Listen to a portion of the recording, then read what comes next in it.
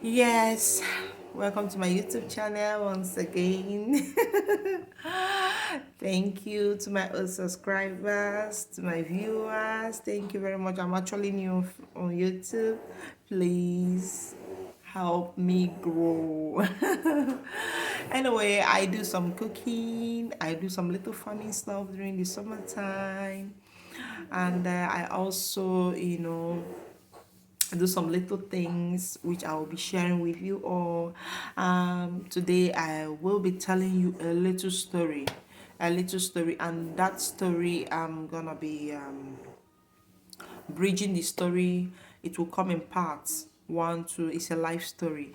Please, if you're used to copyright, if you're used to stealing people's stories or life experiences, painful life experiences, or whatsoever to make it into a movie, please do contact me, and please don't steal my story. It's my life, it's my pains, it's what I passed through, and they are real, they are raw, they are things I have passed through.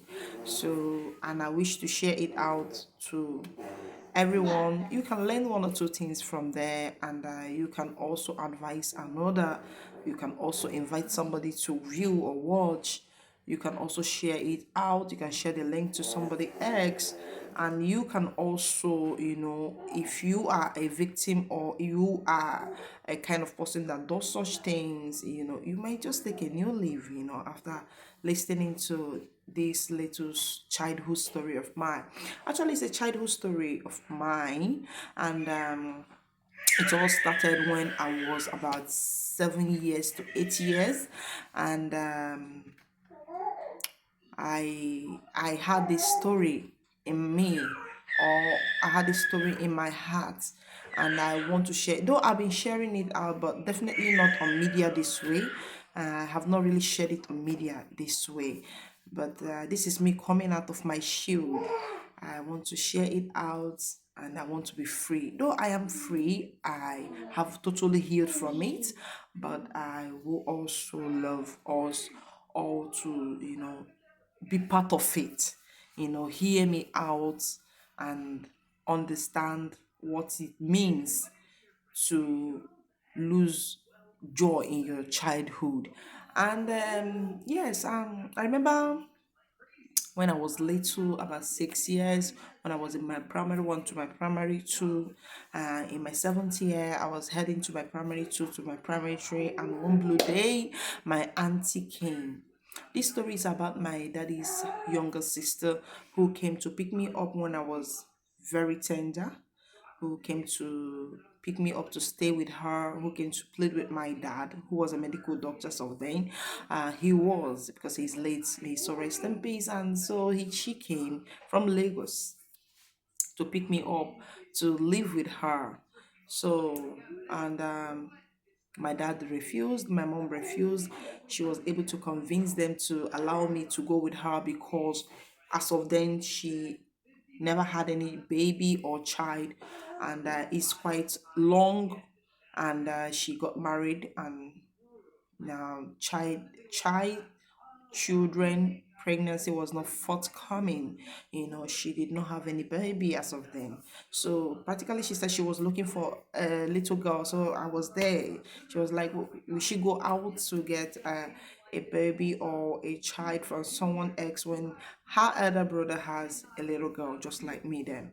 So she picked me up. We arrived at Lagos one day. Life in Lagos. It was beautiful. It was beautiful. So we traveled, being that I have to leave my zone to Lagos. So I was so happy. Little did I know what was in stock for me. And see, before I left with her, she was staying with my step. I have a stepbrother. She was staying with my stepbrother, but nobody knew the difficulties and the pains that was going on there. So when I arrived in Lagos that day and my stepbrother saw me, he was shocked. He said, how come our dad allowed you to come here? I said, she convinced our dad that she needed a baby, that you guys goes to work, you are through with your school, you go to work, nobody in the house, you feel lonely. When she comes back from work, she just wants a baby in the house, a little child she can, nurture in the house. She and my brother said, oh, she lied. I said, well, anyway, I didn't feel unprotected, I didn't feel anything. I was happy, I was being taken care of, my clothes were being washed, and things were being done for me. I was happy. So I started my primary school there. I started my primary three. I started my primary four, my primary five. So then there was still primary six. I don't know for now, a lot of people don't allow their children to go to primary six right now. So that day, that blue day, I was supposed to go for my common entrance. That is my first living certificate entrance. So exam. I was supposed to have it at Lagos then when I was with her. So one day when I was in primary five, she stopped me from just automatically. She became aggressive. Automatically, she changed from my sweet auntie that I've known for like some years. You know, I was so naive. I was a little girl. I don't know what was. I was in primary schools. I was more disobedient anyway. I was stubborn as a child, but not to that extent, So all of a sudden she changed. I didn't quite even understood what was changed because I felt maybe something was making her angry because she works at the one of the organizations there, she was high, I don't want to make sure where she worked. So she became aggressive unnecessarily. And from that, my primary five, I was no longer comfortable with the way I was being treated because my stepbrother have to leave the house.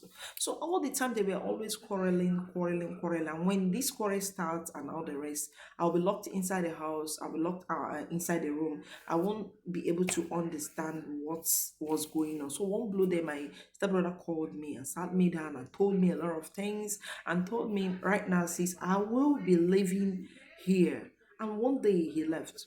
So while he left, he was still around. He comes from where he was to see me in the school. He was no longer coming to the house. So I tried to ask my aunt why sending my brother out, allowing me all alone with the dogs.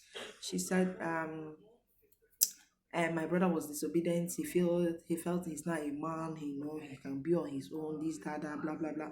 My brother left. So when my brother left that day, that was when my problem and my trauma started. My brother left, and one day she stopped me totally from using the hot water. In the house where we live, she was a big woman. There was heater to heat your water. When you want to take your bath, light was not a problem. Practically, there was light then, no much use of generator. The power generating machine. There was no need to use the power plant. There was practically electricity. She stopped me from using electricity. So I said, okay, to heat the water. So I said, okay, let me be using stove or boiler. There was something we call boiler. Then you put inside what is it called? A bucket, a big bucket. Then you hang it on the big bucket to get the water heat. So after the water heated, I took that water that day to take my bath, and she came inside the bathroom and told me, "Hey, why am I doing this?" I said that there is cold, it's Hamatan. It was during December time. I told her I needed to take my bath. It was cold. I can't have cold water now, auntie, please. And she said, let today be the first and the last. I will have to make use of hot water to take my bath. That I'm very young. A little girl like me running after hot water like an old woman. Ha! I didn't understand what she was saying, but I was in primary five then. Things continued like this. She warned me from that day my brother left not to touch her milk, not to touch the sugar, not to touch the Lipton, not to go into her pot, not to eat Indomie, not to eat any other thing, not to go through the what is it called, the food we had inside the fridge, not to touch practically anything. Then she told me from that time that I will be having just breakfast, two slices of bread, and a little cup of tea. Then when I come back from school, I wouldn't be having my lunch.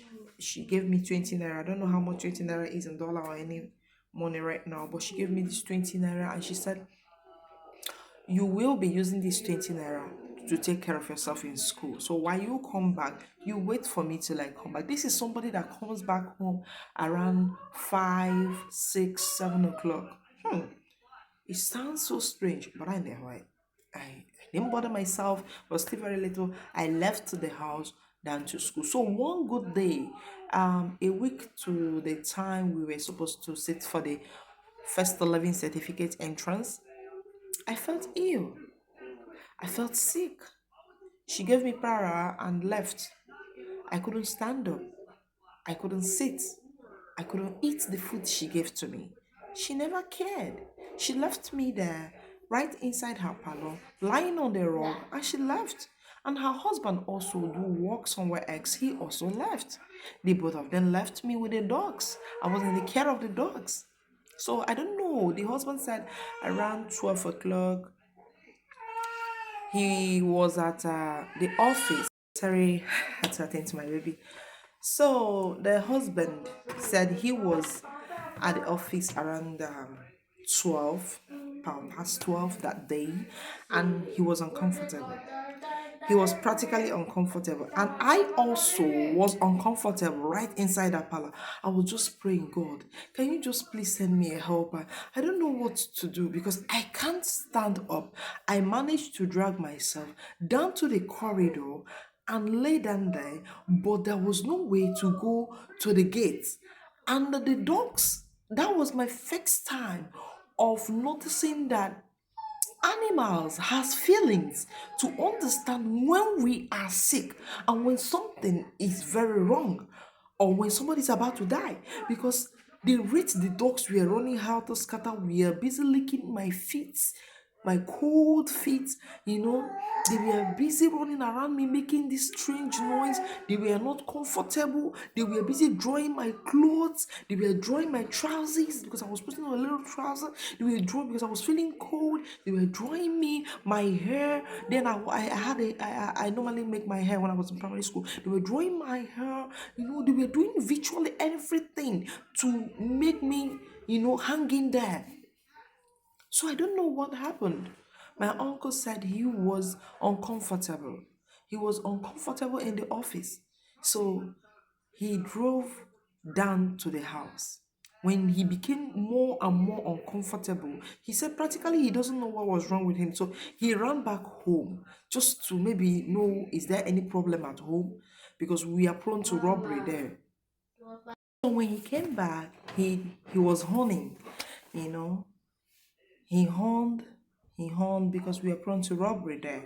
So he felt maybe armed robbers have um, attacked something or attacked me in the house, have done something in the house anyway.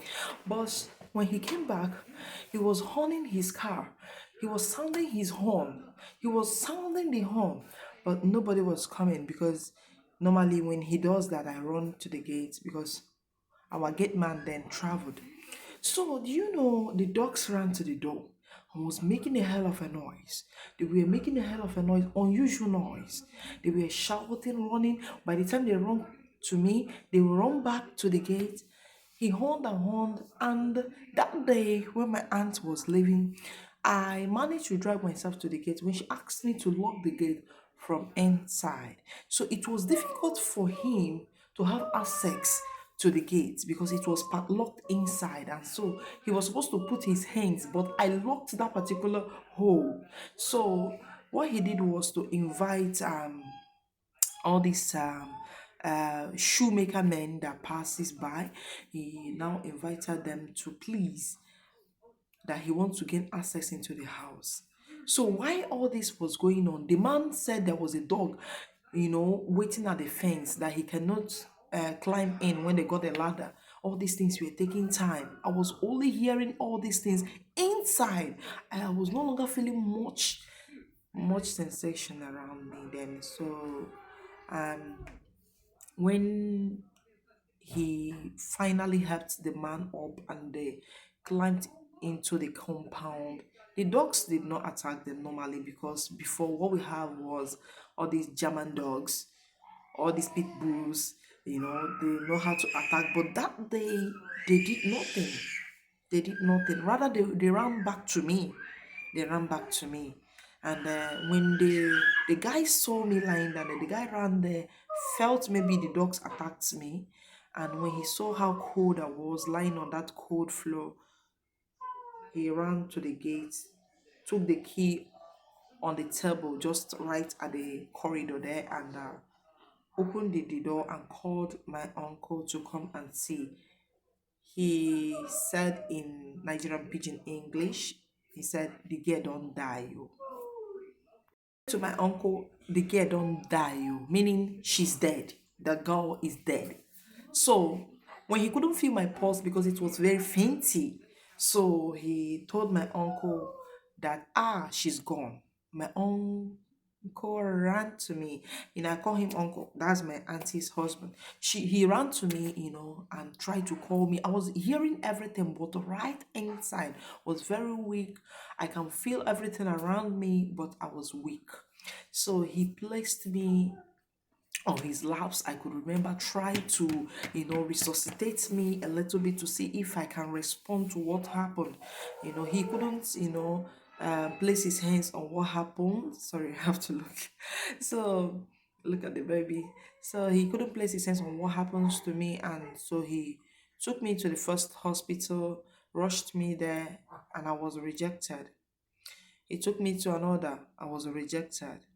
He took me to the third one. He was advised to take me to um, government hospital. So they said I needed oxygen, and the first hospital said they don't have. Second hospital said they don't have. The third hospital advised him to take me to all these federal medical centers, government hospitals, and which was very, very far from where we are living as of then. They advised him to take me there, and before then, he explained to them how he found me not breathing. They said he should get the police reports to tell them what happened in case I pass on. Yeah, sorry. Had my baby here, please. I don't want to show his face. I will soon be cutting off the story to start the part two later on. So that day I was rejected. I was right inside the back seat of his car when the doctor ran to him to tell him to get the police report since he is not my father, and should in case anything goes wrong, or should in case um I pass on, so that he wouldn't be having a lot of case, this, that. He said okay, but he couldn't go to the police station because when he gets to the police station, they're gonna ask him what happens to her. How come? So he couldn't do that. So what he did was to drive me to his friend, a doctor who owns a Ghanaian doctor who owns a hospital in Lagos. He drove me there, and the man accepted to take care of me on one condition. On one condition.